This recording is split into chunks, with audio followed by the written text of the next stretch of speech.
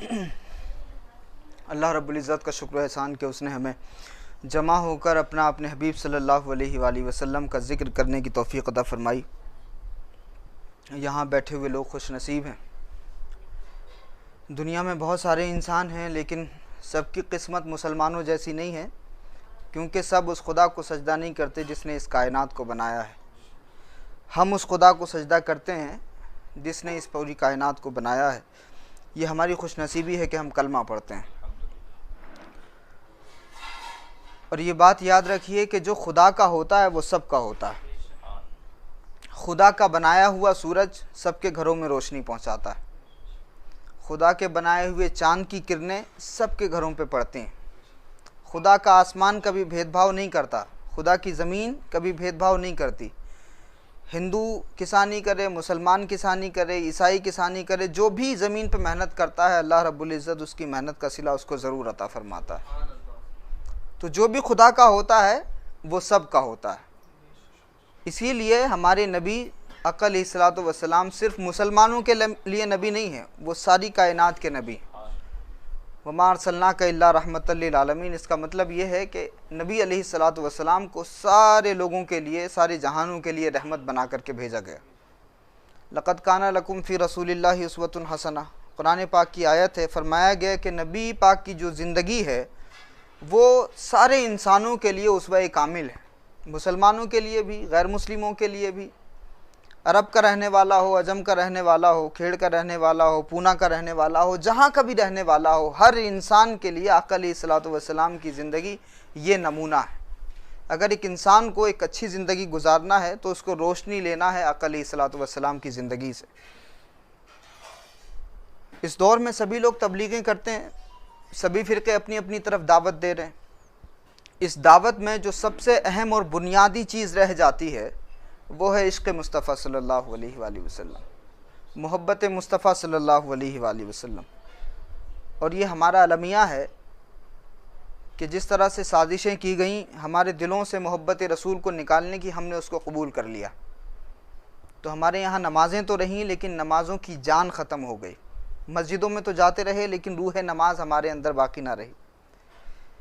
अल्लामा इकबाल ने कहा था कि ये फ़ाक़ा कश जो मौत से डरता नहीं ज़रा, रूह मोहम्मद इसके बदन से निकाल दो। इस फ़िक्र अरब को देख के फ़िरंगी तख़य्युलात इस्लाम को हिजाज़ व यमन से निकाल दो। तो हम मुसलमान तो हैं, लेकिन हमारे अंदर वो जो रूह ईमानी होनी चाहिए, वो जो गैरत ईमानी होनी चाहिए, वो हमारे पास में नहीं।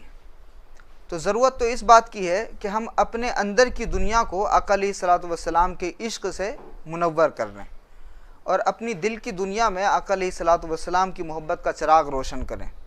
और ये देखें कि आका अलैहिस्सलातु वस्सलाम के सहाबा हुजूर से कैसी मोहब्बत करते थे।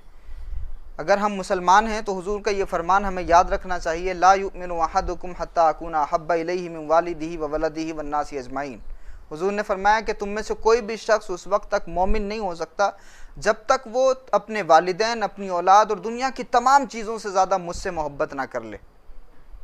तो ये बात जब रसूलुल्लाह सल्लल्लाहु अलैहि वसल्लम ने इरशाद फरमाई तो हज़रत उमर रदी अल्लाह ताला अन्हु कहते हैं, या रसूलल्लाह, मैं आपको अपनी जान के अलावा तमाम चीज़ों से अजीज़ समझता हूँ।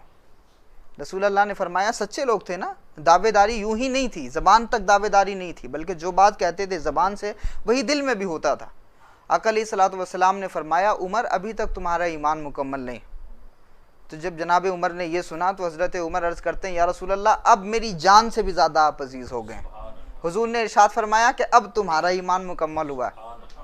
तो ये सहाबा की मोहब्बत है हुजूर से। आपको ऐसी ऐसी कहानियाँ मिलेंगी नबी की मोहब्बत में, सहाबा ने किस तरह से अपने दिलों को रोशन किया। हज़रत हबीब बिन ज़ैद आका अलैहिस्सलातु वस्सलाम के एक सहाबी हैं। ये बात मैं इसलिए कह रहा हूँ कि इसका मुझे आखिर में एक नतीजा भी निकालना है, तो इसी तरतीब के एतबार से इन वाक़यात को सुनिए। हज़रत हबीब बिन ज़ैद रदी अल्लाह ताला अन्हु हुजूर के एक सहाबी हैं। मामला ये था कि वो खजूरें बेचा करते थे, टोकरी लेकर के, अपने सर पर वो टोकरी लेकर के खजूरें मदीने की गलियों में बेचा करते थे, आवाज़ लगा करके।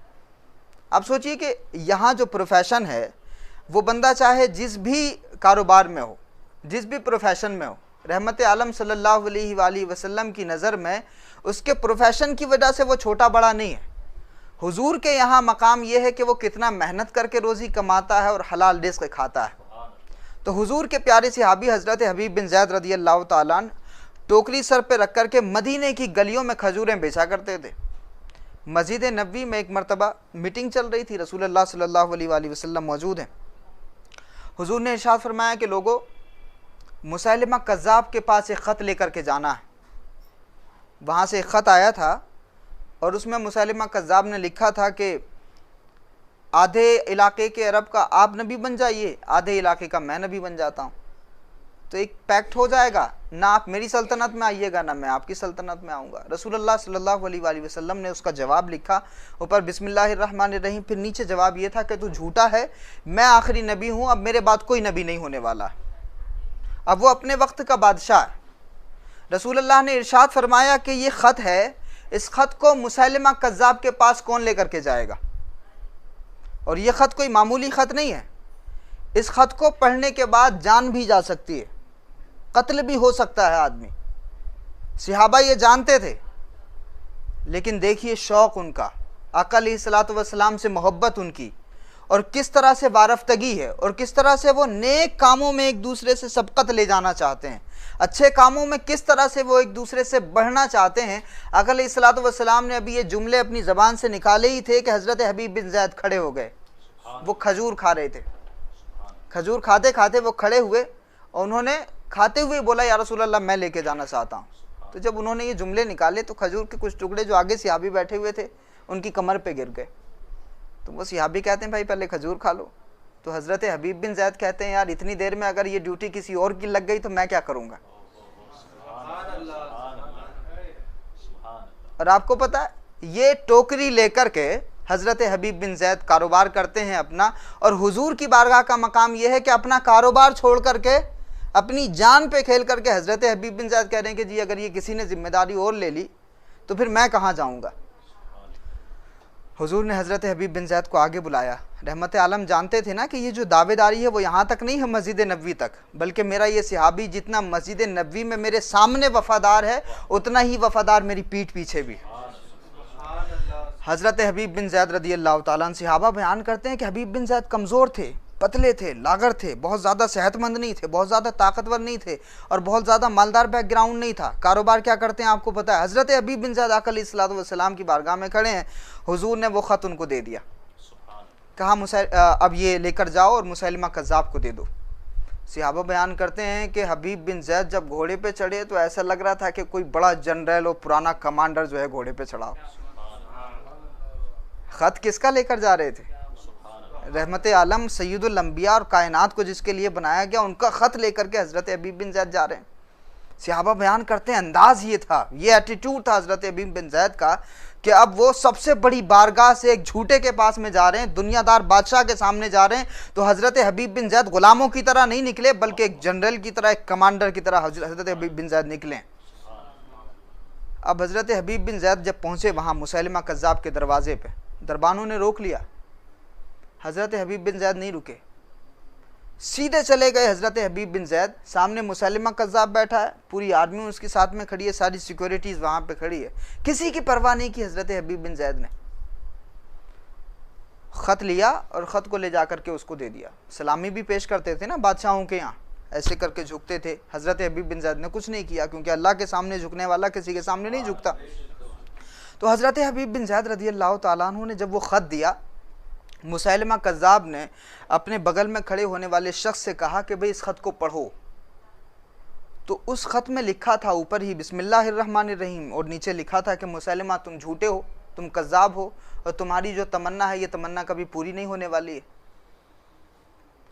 तो हज़रत हबीब बिन ज़ैद जब ये बात सुनी तो पूरे महल में हंगामा हो गया कि भाई अब तो बादशाह की जो बेइज्जती है वो होने लगी, और सारे लोग उसको नीची निगाह से देखने लगे। तो मुसैलिमा कज़्ज़ाब ने कहा कि तुम ये जो ख़त लेकर आए हो, तुम्हें पता है कि अब तुम्हें क्या सज़ा मिलने वाली है? तो हज़रत हबीब बिन ज़ैद कहते हैं कि मैं जानता हूँ मुझे कत्ल भी किया जा सकता है, लेकिन फिर भी मैं लेकर के आया क्योंकि ये मेरे नबी का हुक्म था। तो मुसैलिमा कज़्ज़ाब ने कहा कि पीछे मुड़ कर के देखो, सारी सिक्योरिटी खड़ी थी, भाले लिए हुए, तलवारें लिए हुए।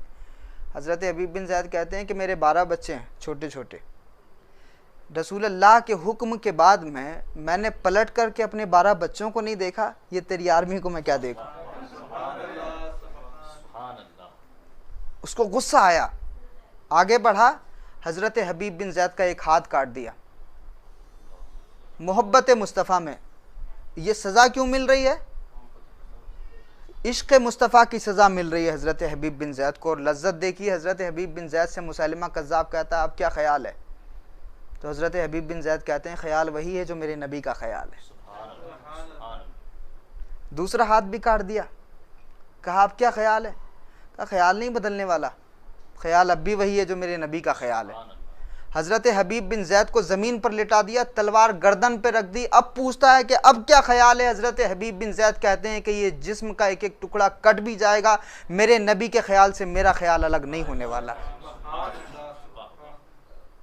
ये हज़रत हबीब बिन ज़ैद का इश्क़ रसूल, ये मोहब्बत रसूल, इसको ईमान कहते हैं। ये हरारत हमारे यहाँ कम हो गई। उस इश्क़ की, उस मोहब्बत की कहानी की ताकत ये है कि आज 1400 साल बाद इस खेड़ में जमा होकर हम उस टोकरी पर खजूरें बेचने वाले सिहाबी का तज़किरा सुन करके खुश हो रहे हैं। सुभान अल्लाह। ये होती है ईमान की ताकत, ये होती है मोहब्बत रसूल की ताकत। ये हरारत हम में कम हो गई। हम नमाज़ें पढ़ रहे हैं लेकिन चेहरों से नूर गायब है। एक तो पढ़ते बहुत कम है, लेकिन जो पढ़ रहे हैं उनका हाल ये है कि मोहब्बत रसूल से दिल खाली है, इश्क़ रसूल से दिल खाली है। मोहब्बत रसूल को दिल में बसा करके अगर सजदे किए जाएँ तो अल्लाह रब्बुल इज़्ज़त पेशानी पे नूर भी अता फरमाता है, दिल भी रोशन कर देता है। हज़रत अबू बकर सिद्दीक़ रज़ियल्लाहु ताला अन्हु से किसी सहाबी ने पूछा, अबू बकर तुमको सबसे ज़्यादा खुशी कब हुई थी? सबसे ज़्यादा आप खुश कब हुए थे? आप सोचेंगे कि भाई अबू बकर को जब ये कहा होगा कि अबू बकर तुम्हारा ये महल है जन्नत में, मेरे साथ रहोगे, तब खुशी हुई होगी। आम कॉमन सेंस तो यही है ना कि यही कहा होगा रसूल अल्लाह ने कि जन्नत में ये महल तुम्हारा होगा, तब हज़रत अबू बकर सिद्दीक़ खुश हुए होंगे। ये जवाब नहीं दिया जनाब अबू बकर ने।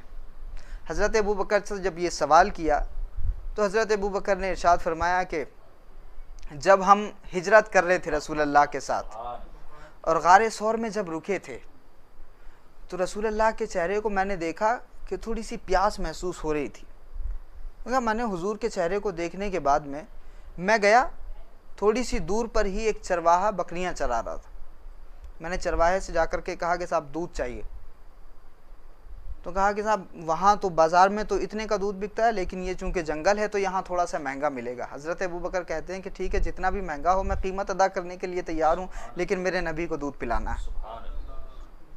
हज़रत अबू बकर ने कहा कि अच्छा तुम हाथ धो लो, अपने सफाई कर लो सही ढंग से, और उसके बाद में बर्तन को भी धो लो और फिर उसके बाद में दूध दोना। वो शख्स कहता है यार इतना पाक और इतना शरीफ आदमी कौन है कि जिसकी वजह से इतना एहतमाम किया जा रहा है। हज़रत अबू बकर सिद्दीक़ ने जब एहतमाम इतना किया तो उस शख्स ने कहा ठीक है, तो फिर मैं अपने हाथ से नहीं धोता, तुम अपने हाथ से धो लो।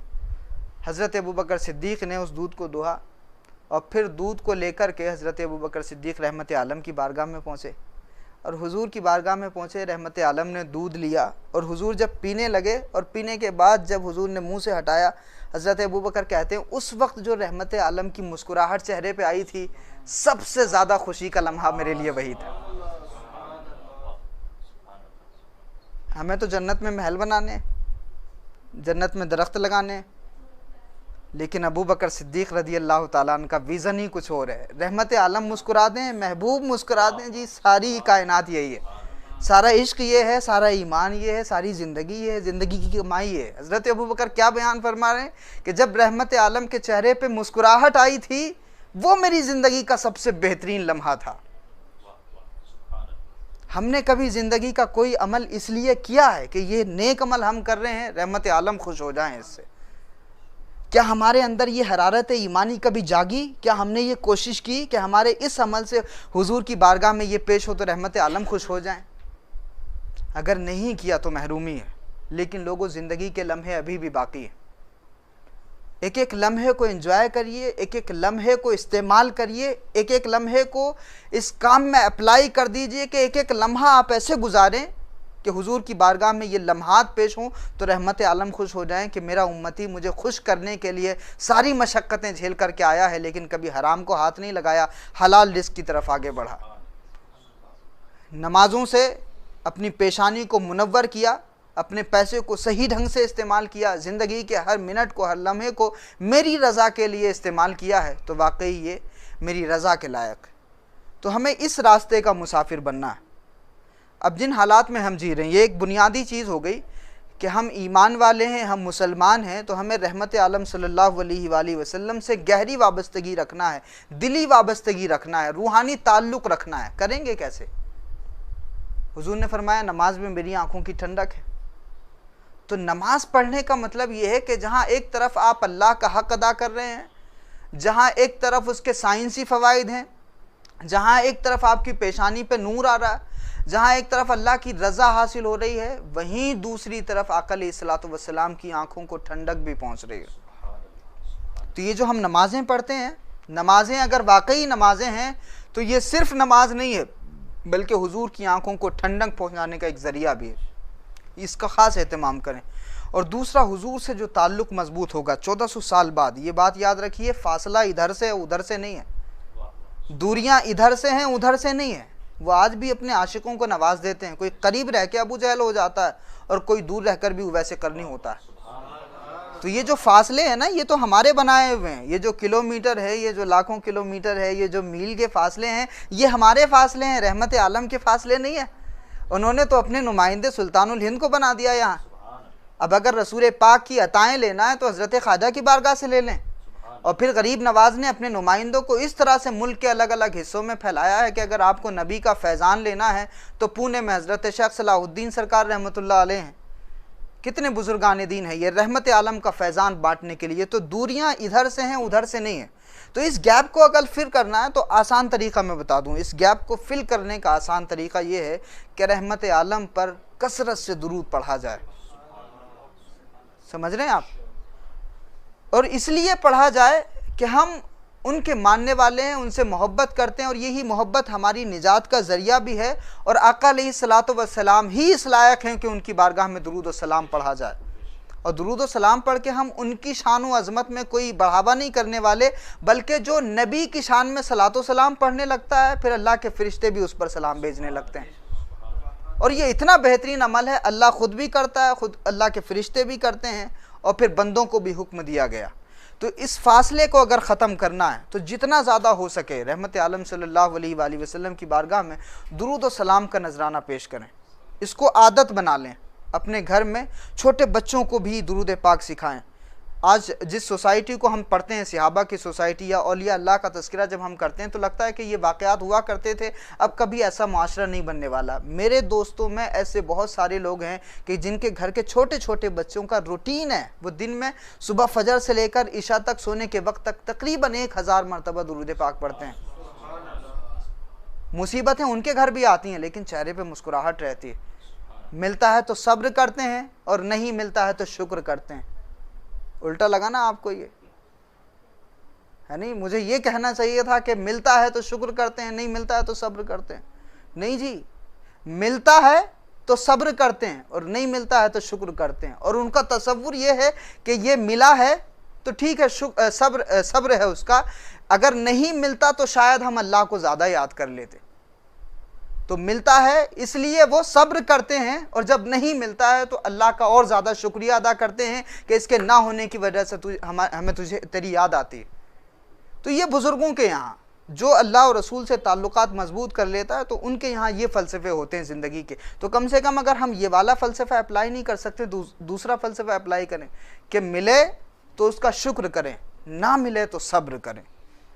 और ये तरबियत अगर हमें अपने आप करनी है तो ये दुरूद शरीफ के ज़रिए हो सकती है। रहमत आलम की बारगाह से ताल्लुक़ हम मजबूत करें, दुरूद शरीफ पढ़ा करें। सुन्नियों के मजमे में बैठ करके हमें ये बात कहनी पड़ती है कि आप दुरूद शरीफ पढ़िए।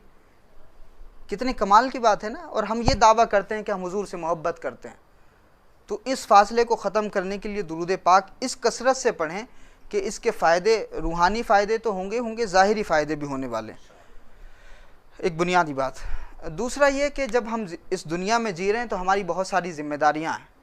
जो अल्लाह का होता है वो सबका होता है। हम अल्लाह के दीन को मानने वाले लोग हैं, और हमारे अलावा जितनी भी कौम हैं वो अल्लाह के दीन को नहीं मानती। चाहे वो ईसाई हों, चाहे वो यहूदी हों, नसरानी हों, मजूसी हों, हिंदू हों, मुसलमान हैं जो अल्लाह के दीन को मानते हैं। तो जब हम अल्लाह के दीन को मानते हैं तो हमारी जिम्मेदारी सिर्फ अपने तक महदूद नहीं है। ये दीन जब सबका है तो हमारी जिम्मेदारी भी सब तक इस दीन को पहुंचाने की। और इसीलिए आपको पता है आज हम जिन हालात में जी रहे हैं और अपने इर्द गिर्द के जो हालात देखते हैं, कभी कभी बहुत टेंशन होती है, लेकिन हम अपने इंटरनल मामलात को सुधारने की कोशिश नहीं करते क्योंकि तवज्जो उस तरफ नहीं जाती। हज़रत यूसुफ़ अलैहिस्सलाम की दावत का किस्सा मैं आपको सुनाऊँ। हज़रत यूसुफ़ को जेल में डाला गया, सब जानते हैं। जनाब ज़ुलेखा से उनके जो भी मरासिम रहे ये भी सब जानते हैं। जब हज़रत यूसुफ़ जेल में गए ना, तो कुछ लोग आए उनके यहाँ, जेल में जो लोग थे, 2 लोग आए, उन्होंने कहा जी हमने ये ख्वाब देखा है। हज़रत यूसुफ़ के जेल में पहुँचते ही एक अजीब रूहानी माहौल बन गया था। लोगों को लगने लगा था कि ये कोई आम शख्स नहीं है, ये दुनिया के तमाम लोगों से बिल्कुल मुख्तलिफ है, और इनको गलत केस के अंदर डाला गया। तो हज़रत यूसुफ़ अलैहिस्सलाम के बारे में सबको ये ख़बर लग गई थी कि ये हमदर्द हैं, रहम दिल हैं, मोहब्बत करते हैं, सबके साथ बैठते हैं, ये गरीबी अमीरी के फ़र्क नहीं करते। तो जनाब यूसुफ़ जब गए तो 2 लोग उनके यहाँ गए हज़रत यूसुफ़ के पास में कि साहब हमने ख्वाब देखा है, उसकी ताबीर बता दें। हज़रत यूसुफ़ ने कहा कि पहले आप कलमा पढ़ लीजिए, उसके बाद मैं आपको ख्वाब की ताबीर बताऊँगा। कहा ठीक है। उन्होंने कलमा पढ़ा, हज़रत यूसुफ़ ने उनको दावत दी और फिर उसके बाद में ख्वाब की ताबीर भी बता दी। अब फिर हुआ ये कि हज़रत यूसुफ़ जेल में है, तकरीबन 9 साल का अरसा हज़रत यूसुफ़ जेल में रहें। और फिर उसके बाद में जब एक नया बादशाह बना तो उसने ख्वाब देखा, और ख्वाब में आपको पता है कि उसने 7 साल जो है तरी के देखे और 7 साल खुशकी के देखे। तो वहाँ के जो भी पंडित थे दरबार के, सबसे उस बादशाह ने राब्ता कर लिया, और सारे लोग उस ख्वाब की ताबीर बताने में नाकाम रहे। किसी ने नहीं बताई कि भाई इस ख्वाब की एक्चुअल ताबीर ये है, और बादशाह जो है वो किसी तौर से मुतमईन नहीं हो पा रहा था। ये जो 2 लोग थे, इन 2 लोगों में से एक बादशाह का जिम्मेदार था जिसको ताबीर बताई थी हज़रत यूसुफ़ अलैहिस्सलाम ने। तो ये दरबारी एक ज़िम्मेदार था। बादशाह से इसने कहा कि ये तो कुछ नहीं कर पाएंगे, लेकिन जेल में एक कैदी ऐसा है जो शायद आपके ख्वाब की ताबीर बता सके। कहा अच्छा ठीक है। हज़रत यूसुफ़ अलैहिस्सलाम की बारगाह में उसने कुछ ज़िम्मेदारों को भेजा कि जाओ पूछो इस ख्वाब की ताबीर क्या है। तो हज़रत यूसुफ़ अलैहिस्सलाम ने यहाँ पहले वाला तरीक़ा नहीं अपनाया कि तुम पहले कलमा पढ़ो उसके बाद बताऊँगा। हज़रत यूसुफ़ अलैहिस्सलाम ने ये कहा कि इस ख्वाब की ताबीर ये है और ख्वाब ये है। तो बादशाह को लगा कि ये वाकई काबिल आदमी है और इसकी बात में दम है। तो उसने एक फरमान जारी कर दिया कि साहब हज़रत यूसुफ़ अलैहिस्सलाम को आप जेल से बाहर कर दो।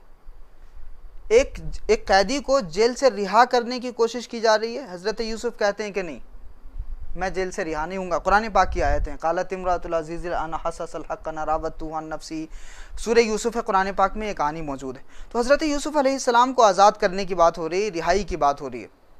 हज़रत यूसुफ़ ने मना कर दिया कि नहीं, और फिर डिमांड ये रखी कि जो केस मुझ पर लगाया गया था आप उसकी जाँच पहले करिए। जो मुझ पे केस लगाया गया था, आपने कोई कहानी ऐसी सुनी है कि कैदी को बाहर निकाला जा रहा हो, कैदी जेल से ये बात कह रहा हो कि पहले केस को और सही ढंग से पढ़ लीजिए उसके बाद मैं रिहा हूँगा? ऐसी कोई कहानी पढ़ी? लेकिन हज़रत यूसुफ़ अलैहिस्सलाम की कहानी है कि उनको बादशाह निकाल रहा है लेकिन वो निकलने को तैयार नहीं। हज़रत यूसुफ़ ने कहा कि आप पहले केस को जाँचो। तो फिर उसने, बादशाह ने खुद हियरिंग की और ख़ुद जितने भी एलिगेशंस थे उन पे खुद उसको जांचा परखा। जितनी औरतों ने इल्ज़ाम लगाए थे जनाब यूसुफ़ पे, उन औरतों को बुलाया गया। हज़रत यूसुफ़ भी कटघरे में खड़े, सारी औरतों ने ये बात कह दी, कबूल कर लिया कि हमने गलत इल्ज़ामात लगाए थे और इस तरह से हमें उकसाया गया था। जनाब ज़ुलेखा ने भी फिर ये बात कही कि मैं भी बहक गई थी और ये सब मामला हुआ। हज़रत यूसुफ़ अलैहिस्सलाम को जब आखिर में मौका दिया गया बोलने का कि आप अपना पक्ष रखिए, तो जनाब यूसुफ़ कहते हैं कि मैं तो बस इतना चाहता था कि मैं जिस केस के अंदर था, मैं जिस केस की वजह से अंदर था, ये केस फाइनल हो जाए। अब मैं ये भी नहीं चाहता कि जिन लोगों ने मुझे जेल में डलवाया था इनसे बदला लिया जाए। देखिए नबूवत का मिशन, देखिए जो काम हमसे पहले अंबिया किया करते थे, अब वो काम हर मुसलमान की जिम्मेदारी बन गई है। तो एक मुसलमान की जिम्मेदारी इंतकाम लेना नहीं है, एक मुसलमान की जिम्मेदारी जिद करना नहीं है, एक मुसलमान की जिम्मेदारी अगर वो किसी से ताकतवर हो जाए, किसी से पावरफुल हो जाए तो फिर उसके ऊपर हमला करना नहीं है। यही तरीका है। हज़रत यूसुफ़ अलैहिस्सलाम ने कहा कि जो गलत फहमी बैठी हुई थी और जिस गलत केस की वजह से मुझे अंदर कर दिया गया था, मैं चाहता था कि ये केस फाइनल हो। 9 साल जिसकी वजह से जनाब यूसुफ जेल में रहे, और जेल में भी ऐसे नहीं, सुबह शाम पिटाई होती थी जनाब यूसुफ की। आका अलैहिस्सलातु वस्सलाम के अलावा दुनिया का सबसे खूबसूरत इंसान जनाब यूसुफ, अल्लाह का मुकद्दस पैगंबर, वो हजरत यूसुफ 9 साल जेल में है। जब उनको निकाल दिया गया है तो वो कह रहे हैं कि जी केस की आप छानबीन करिए, लेकिन जब ये फाइनल हो गया तो वो नहीं चाहते थे कि किसी पे किसी भी तरह की जो है सजाओं का तयन किया जाए। ये हजरत यूसुफ ने मना कर दिया। आप देखिए रविश क्या है। अब मुझे ये बताइए, हजरत यूसुफ ने जब ये अमल किया होगा कि 9 साल जिनकी वजह से उनको जेलों में रखा गया, आज जब वो 9 साल बाद रिहा हो रहे हैं और अपने ही तमाम दुश्मनों को हजरत यूसुफ अलैहिस्सलाम ने माफ़ कर दिया, तो क्या वो जो दुश्मन थे उनके दिल नर्म नहीं हो गए होंगे? क्या उनके पास में दुश्मनी रखने की कोई वजह होगी? इसी वजह से वो सारे हजरत यूसुफ अलैहिस्सलाम से माफ़ी मांगते हैं। और फिर हजरत यूसुफ अलैहिस्सलाम ने जो असल मामला था फिर उसकी तरफ तवज्जो दी, क्योंकि कहत तो आने वाला था, और कहत से पहले जो 7 साल थे वो तरी के थे, यानी वहाँ पर जो है तरी में गेहूँ उगेंगे, और फिर उसके बाद में जो 7 साल का ज़माना होगा वो बिल्कुल कहत का ज़माना होगा, और फिर उसमें कोई खेती नहीं होने वाली है। तो हज़रत यूसुफ को बादशाह ने रिकमेंड किया। अब देखिए इस पूरे प्रोसेस में जनाब यूसुफ ने ये नहीं कहा कि तुम पहले कलमा पढ़ लो, बादशाह से नहीं कहते वो, लेकिन 2 को पहले कह दिया कि तुम कलमा पढ़ोगे तभी ताबीर बताऊंगा। अब देखिए जनाब यूसुफ की स्ट्रैटेजी, उनकी प्लानिंग, उनका मंसूबा। हज़रत यूसुफ अलैहिस्सलाम कहते हैं कि बादशाह ने ये कहा उनसे कि ऐसा है, सिक्के पे सिर्फ मेरा नाम रहेगा, बाकी आप बादशाह बन जाइए। समझ रहे हैं आप? मेरा नाम सिर्फ सिक्के पे रहेगा, पूरे मुल्क के आप बादशाह बन जाइए। हज़रत यूसुफ ने इनकार कर दिया। दुनिया में कोई कहानी ऐसी है कि साहब इनको ये मिनिस्ट्री मिल रही थी, इन्होंने मना कर दिया कि नहीं मैं नहीं लूँगा? कोई तारीख़ आपने सुनी हो तो बताइए मुझे, कहीं की भी, किसी की भी नहीं मिलेगी आपको तारीख़। ये अल्लाह के मुक़द्दस पैगंबर की तारीख़ है कि उनको कहा गया कि आप प्राइम मिनिस्टर बन जाइए, सिर्फ मेरा नाम सिक्कों पर रहेगा, बाकी सब कुछ आप देखिए। उसने हाथ पैर फेंक दिए, वो उसके बस में कुछ नहीं था। जनाब यूसुफ ने कहा कि नहीं।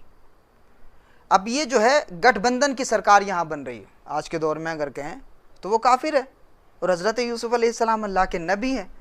तो हज़रत यूसुफ अलैहिस्सलाम ने कहा कि नहीं, आप ही बादशाह बनो, मुझे आप 2 जिम्मेदारियां दे दें, और ज़िम्मेदारी ये होगी कि जो भी अनाज उगने वाला है, हज़रत यूसुफ अलैहिस्सलाम फ़िलिस्तीन की ज़मीन से आते थे, तो फ़िलिस्तीन में आज भी खेती बाड़ी अच्छी खासी होती है, तो वहाँ के लोगों की जो एक्सपर्टीज़ है वो ये है कि वो खेती बहुत अच्छे से कर सकते हैं, और फिर उस अनाज को कब तक कैसे महफूज रखना है ये बहुत अच्छी तरह से जानते हैं। तो हज़रत यूसुफ अलैहिस्सलाम ने पूरी कहानी बता दी कि इस तरह से बालियाँ उगेंगी, इस तरह से गेहूँ होगा, और फिर उसके बाद में हम 7 साल तक इस गेहूँ को इस तरह से महफूज रख सकते हैं, और फिर इस तरह से ज़रूरतमंदों में तकसीम कर सकते हैं। बादशाह जो है वो फ़ौरन हज़रत यूसुफ अलैहिस्सलाम के कहने में आ गया और उनके फेवर में आ गया। और बाकी जो तमाम लोग थे जो प्रोपेगेंडा कर रहे थे, और उस वक्त में जो बादशाह की आंखों पे पर्दा डाले हुए थे मज़हब की वजह से, और जिन लोगों के पेट मोटे हो रहे थे, हज़रत यूसुफ अलैहिस्सलाम की इस ताबीर की वजह से बादशाह के सामने वो सारे के सारे पंडित बेनकाब हो गए। समझ रहे हैं आप? अब इसको भी समझिए कि अगर आपको झूठ को बेनकाब करना है तो झूठ का विरोध करके बेनकाब नहीं होता। आप सच को इतना फैला दीजिए कि दुनिया ये समझने लगे कि ये जो झूठ है ये वाकई गलत है, और ये जो है ये वाकई सच्चाई है, और हकीकत यही है, और हमें इसी रास्ते की तरफ जाना चाहिए। हम गलती क्या करते हैं कि हम झूठ को इतना ज़्यादा उसका तस्करा करते हैं कि हमें जो हकीकत बयानी करनी थी, जो सच दिखाना था, वो रह जाता। इसकी वजह से दूसरा ऑप्शन लोगों को नहीं मिलता। तो हज़रत यूसुफ अलैहिस्सलाम ने कहा कि इन्नी हफीज़ुन अलीम, मैं जो है हिफाजत करने वाला हूँ, यानी मेरी एक्सपर्टीज़ ये है कि मैं इस गेहूँ को बचा भी सकता हूँ और जानने वाला भी हूँ, इस मामले में मेरी एक्सपर्टीज़ है। तो वो काम दे दिया गया जनाब यूसुफ को।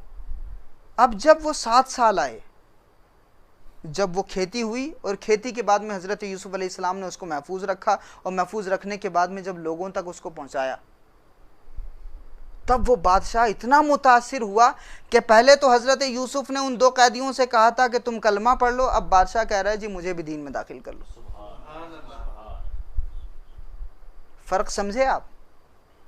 आज हम जिस माहौल में जी रहे हैं और जिस दौर में हम जी रहे हैं, इस दौर में हमारी जिम्मेदारी ये बनती है कि हम लोगों को पकड़ पकड़ के ये नहीं कह सकते कलमा पढ़ो, लेकिन ये काम ज़रूर कर सकते हैं कि अगर हम ह्यूमैनिटी के काम आ जाएं, लोगों की ज़रूरतों को पूरा करने लगें, और लोगों की नब्ज़ पर हाथ रख दें, ह्यूमैनिटी के जो काम है अगर हम उसमें आगे बढ़ें तो यकीन जानिए जो हमसे नफ़रत करने वाले लोग हैं ना, जो हमें जेलों में डालने वाले लोग हैं, वही हमारा हाथ भी चूमने लगेंगे। तो इसके लिए बड़े प्लान के साथ हमें आगे आना होगा। हर मुसलमान को अपनी ज़िम्मेदारी समझनी होगी, और जिस दिन हम ये ज़िम्मेदारी अदा करने लगे तो यकीन जानिए, हमारे मुन्ना भाई ने अभी 2 दिन पहले एक तज़किरा किया कि ये जहाँ रहते थे, एक जगह इनके वालिद साहब का ट्रांसफ़र हुआ तो वहाँ सारी गैर मुस्लिम आबादी थी। अब मुसलमानों के हवाले से ये परसेप्शन है लोगों का कि ये मांस खाते हैं, और वाकई ऐसा है। तो इस परसेप्शन की वजह से लोगों ने अपने दिमागों में मुसलमानों के ताल्लुक़ से कुछ गलत फहमियाँ बैठाई हुई हैं। तो मुन्ना भाई ने बताया कि वहाँ जाकर के इस तरह का माहौल था कि लोग हमें अपने आप से बिल्कुल अलग देख रहे थे। एक ही घर था मुसलमान का, बाकी सारे गैर मुस्लिम थे। तो वो कुछ दिन तक तो इस तरह की डिस्कनेक्टिविटी रही, लेकिन फिर मुन्ना भाई की वालिदा ने वहाँ अपने अड़ोस पड़ोस में रहने वालों को इस बात का एहसास दिलाया कि हम वो मुसलमान नहीं हैं जो गोश्त खाते हैं, हम वेजिटेरियन हैं।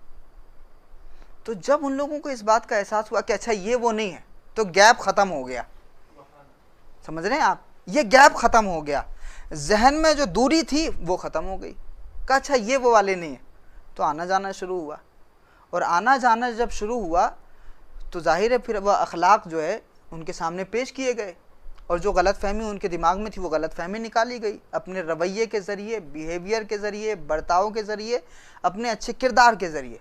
तो वो कनेक्टिविटी बढ़ गई, और इतनी बढ़ी कि जब वालिद साहब का इंतकाल हुआ तो जितना मुसलमान रो रहे थे उतना ही रोने वाले गैर मुस्लिम भी थे। ये बात थी सुभान अल्लाह कहने की। ये भी तो कर सकते हैं ना हम आज के दौर में, कि अगर हमारे पड़ोस में रहने वाले किसी गैर मुस्लिम के ताल्लुक़ से किसी के दिल में अगर गलत फहमी पैदा हो रही है तो हमारी ज़िम्मेदारी है कि उस गलत फहमी को हम दूर करें। हज़रत यूसुफ़ की तरह हमारी ज़िम्मेदारी है कि हम उस गलत फहमी को दूर करें। रसूल पाक अलैहिस्सलातु वस्सलाम ने ताइफ़ की वादी में ये इरशाद फरमाया था, अल्लाहुम्मा हदी कौमी फ़इन्नहुम ला यालमून, ऐ अल्लाह मेरी कौम को हिदायत दे, मेरी कौम को हिदायत दे। जो पत्थर बरसा रहे हैं, रसूल अल्लाह क्या कह रहे हैं? मेरी। उनको ये नहीं कह रहे हैं कि तुम ये हो, रसूल अल्लाह कह रहे हैं मेरी कौम को हिदायत दे, फ़इन्नहुम ला यालमून, क्योंकि ये मुझे नहीं जानते। तो ये जो टीका लगा के लोग घूमते हैं, ये जो पगड़ी पहन के लोग घूमते हैं, ये कुछ और नहीं है, आपके भाई हैं, भटके हुए हैं। तो अगर आप अच्छे हैं तो इनको सही रास्ते पे लाने की कोशिश करिए। एक मुसलमान डॉक्टर की तरह होता है, और ये जितने भी घूम रहे हैं मुसलमानों के अलावा ये सब मरीज़ हैं। तो मुसलमान की ज़िम्मेदारी बहैसियत डॉक्टर अपने तमाम मरीज़ों का इलाज करने की है, मरीज़ों से नफ़रत करने की नहीं है। उनके अंदर जो मर्ज है हमें उससे नफ़रत होनी चाहिए, और जिस दिन हमें इस मर्ज से नफ़रत हो गई तो कसम खुदा की जो आपके ख़िलाफ़ प्रोपेगंडे बना रहे हैं वही आपको गले से लगाने के लिए मजबूर हो जाएंगे। गरीब नवाज की बारगाह में लोग आज भी जाते हैं कि नहीं? बुज़ुर्गों के आस्थानों पर गैर मुस्लिमों की तादाद आपको दिखाई देती है। इसी वजह से, क्योंकि उन्होंने ये तय कर लिया था जो अल्लाह का होता है वो सब का होता है, और ये जो बंदे हैं ये भी सब अल्लाह के हैं। तो बंदों में 2 ही तरह के फ़र्क थे उनके नज़दीक, कि या तो कोई कलमा पढ़ता है या कलमा नहीं पढ़ता है। तो जो कलमा पढ़ता है वो हमारा मुसलमान भाई है, और जो कलमा नहीं पढ़ता है वो आदम का बेटा है, तो हमारा इंसानी भाई है। अब मैं डॉक्टर हूँ तो मेरी जिम्मेदारी है कि उसको जो बीमारी लगी है कुफ्र की, उस बीमारी का इलाज किया जाए, और उस बीमारी का इलाज किया गया। दिल का सुकून सबसे बड़ा मसला है आज के दौर में भी। लोग बड़ी बड़ी बिल्डिंगें बना करके सुकून हासिल नहीं कर पा रहे हैं। किसी अस्पताल में चले जाइए, दुनिया की किसी से बड़ी फैसिलिटीज़ में आप चले जाइए, सुकून अगर आपको हासिल करना है तो कसम खुदा की कहीं नहीं मिलेगा। लेकिन किसी अल्लाह के वली की चौखट पे चले जाइए, आदमी बैठता है तो फिर बैठा ही रह जाता है। समझ रहे हैं आप? तो ये बीमारी बुज़ुर्गों ने दूर की। हम भी तो कर सकते हैं ना। मैंने कहा दूरी तो इधर से उधर से नहीं है, हम भी अपने रवैयों को सुधारें, अपने कैरेक्टर को सुधारें, आका अलैहिस्सलातु वस्सलाम से रूहानी रिश्ता मजबूत करें, और इंशाअल्लाह जिस दिन ये रवैये हमारे तब्दील हुए तो उस दिन से बदलाव भी आना शुरू होगा, तब्दीली भी आना शुरू होगी।